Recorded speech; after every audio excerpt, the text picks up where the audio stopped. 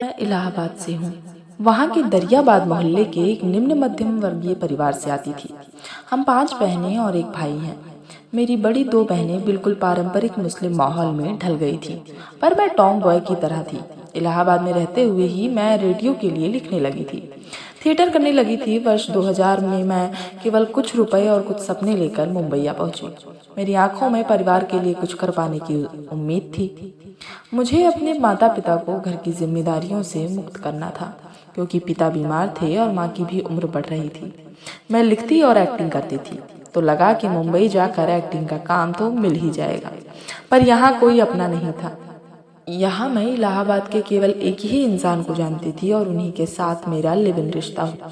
उन्होंने मुझे बताया कि वे इलाहाबाद से ही मेरी तरफ आकर्षित थे, पर मुझे इस बात का कोई इल्म नहीं था। मैंने यहाँ जिस पीजी में रहना शुरू किया, वहाँ केवल रात ही निकाली जा सकती थी। सुबह 10 बजे से रात के 8 बजे तक बाहर रहना होता था। साथ लाए पैसे 3 दिन में खत्म हो गए। एक्टिंग का काम ढूंढने के लिए बहुत घूमी, पर काम नहीं मिला। फिर मैंने 2-3 पार्ट टाइम नौकरियाँ की ताकि बसर हो जाए। इस बीच उनसे मुलाकात हुई तो उन्होंने चाहत का इजहार किया। उन्होंने बताया कि वे शादीशुदा तो हैं, पर शादी से खुश नहीं हैं। अपनी पत्नी से तलाक ले रहे हैं, जिसकी प्रक्रिया जारी है।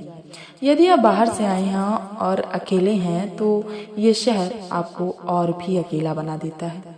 इतना कि कोई आपसे प्यार का इजहार करे तो आप उसके करीब आ ही जाते हैं।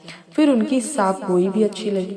उन्होंने बता दिया था कि वे अपनी पत्नी से तलाक ले रहे हैं।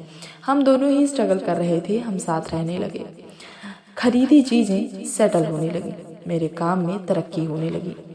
बेटे मनाल के स्कूल जाने के होने लायक समय तक मैं उसे साथ लेकर ही काम पर जाती थी, चाहे मुझे आउटडोर शूटिंग पर ही क्यों न जाना हो।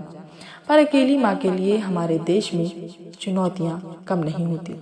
जब वह स्कूल जाने लायक हुआ तो मैंने एक स्कूल का फॉर्म भर दिया और उसमें पिता के नाम की जगह खाली छोड़ दी। स्कूल वालों ने बुलाया और पिता का नाम लिखने को कहा। मैंने उन्हें साफ कहा कि मैं पिता का नाम नहीं लिखना चाहती हूँ। मन में सोचा, आखिर क्यों लिखूं, जबकि मेरे बच्चे को इस दुनिया में लाने से लेकर उसे पालने तक की पूरी जिम्मेदारी मैंने अकेले ही निभाई है। और मैं 9 सालों से इस तलाक का इंतजार कर रही हूँ, जो कभी हुआ ही नहीं। स्कूल वालों ने कहा, हम ऐसे एडमिशन नहीं दे सकते। तब मैंने एक एफिडेविट बनवाया जिसमें बताया कि मेरा बच्चा लिव इन रिश्ते से पैदा हुआ है, इसलिए कानूनन इसके पिता नहीं है। उन्होंने यह कहकर दाखिला देने से इनकार किया कि हम तो माता पिता दोनों का इंटरव्यू लेते हैं। यह बात मेरे दिल को खल गई। 3 और स्कूल मेरे बच्चे को एडमिशन देने तैयार थे, पर मैं कोर्ट गई, केस लड़ा, केस जीती और स्कूल ने माफ़ी मांगने के साथ साथ मेरे बच्चे को स्कूल में दाखिला दिया। अब मेरा बच्चा 10वीं में आ गया है। बेटी का पासपोर्ट बनाने के दौरान भी समस्या हुई। यूँ तो कानून है कि लिव इन रिश्तों से जन्मे बच्चे का पासपोर्ट माँ के नाम पर बनाया जाए, लेकिन समाज की सोच को आप रातों रात नहीं बदल सकते, और ऑफिस कर्मचारी भी तो इसी समाज का हिस्सा हैं। पासपोर्ट बनाने के दौरान वहाँ जिस महिला कर्मचारी ने फॉर्म देखा कि पेरेंट के कॉलम में मैंने सिंगल लिखा है, तुरंत बोली, आपने बच्चे के पिता का नाम नहीं लिखा, आपका फॉर्म रिजेक्ट हो जाएगा। मैंने कहा, बिल्कुल रिजेक्ट कीजिए और कारण जरूर लिखिए। जाहिर है पासपोर्ट बनवाना था तो मेरा बच्चा मेरे साथ ही था। उस भद्र महिला ने कहा, आपकी गलती है ना, गलती आप करें और भुगते बच्चा। मेरे बच्चे को यह बात आहत कर गई। हम लौटते समय जब कार में बैठे तो मेरे बेटे ने पूछा, क्या मैं आपकी गलती हूँ? उन्होंने मुझे गलती क्यों कहा? यदि मेरे बच्चे के बाल मन पर यह बात बैठ जाती तो उसका आत्मविश्वास कहाँ जाता। मैंने उसे बहुत सी बातें समझाई, बताया कि जीवन में कटु लोग भी मिलते हैं। फिर मैंने उस भद्र महिला पर एक ब्लॉग लिखा।